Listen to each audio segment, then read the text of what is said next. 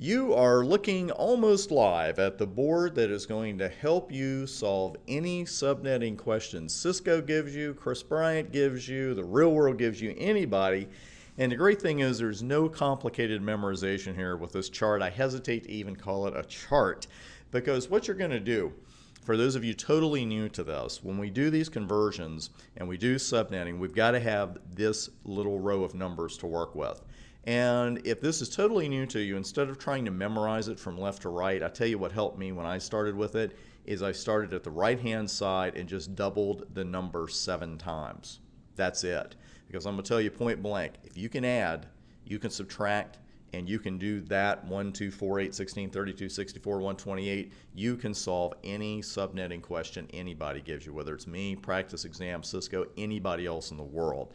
And it all starts with the 2 fundamental skills we're going to practice first, and that's converting a binary figure to decimal, and the one we're going to start with is converting a decimal to a binary string. And you could be given 1 decimal, you could be given a dotted decimal IP address like the ones we've been looking at, 2111 and so forth, but the conversions are exactly the same. Now I'm going to explain how we do it first very briefly, and you might say, okay, I think I got that. And then when we do it, you see how simple it is. All you do is, using this row of numbers, you take whatever decimal you're given, and you simply work from left to right and say, can I subtract the number in this row of figures that I'm at right now from the remainder that I have.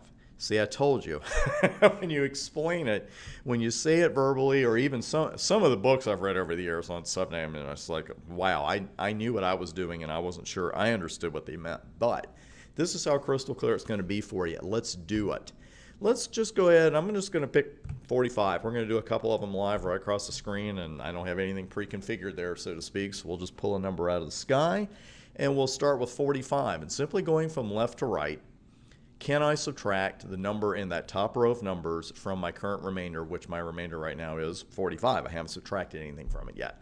So can I subtract 128 from 45? And of course, the assumption here is we will not end up with a negative number. Okay, but I'm not going to say without being a negative number 8 times every row we do. You'll get tired of hearing it. So can I subtract 128 from 45? Absolutely not. Can't even think about doing it, so I'm going to put a 0 there.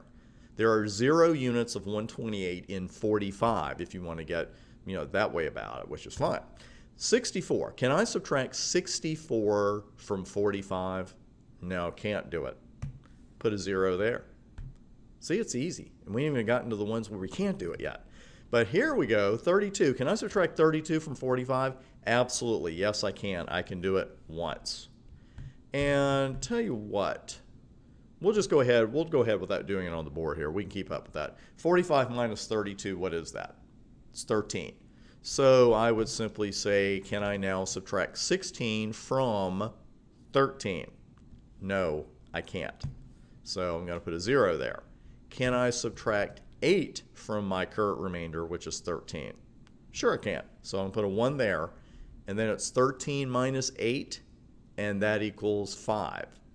Can I subtract 4 from 5? Sure I can. So I'm going to put a 1 there.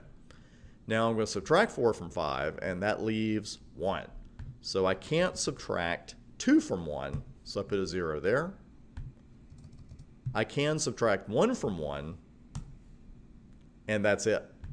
And you'll also know here at the end, I do have a remainder at the end of this of 0. You've always got to have that. 2 things to watch out for. First off, if you do this and you have a remainder at the end, you subtract 1 from it and you say, okay, I got 5 left over, you've done something wrong. And you got to go back because your remainder will always be 0 when you go across the row. Also, notice there's a pattern here, right? 0s and 1s. There are no 2s. If you put a 2 in here, you've reinvented binary, and we'd rather you not do that because it's working pretty well right now.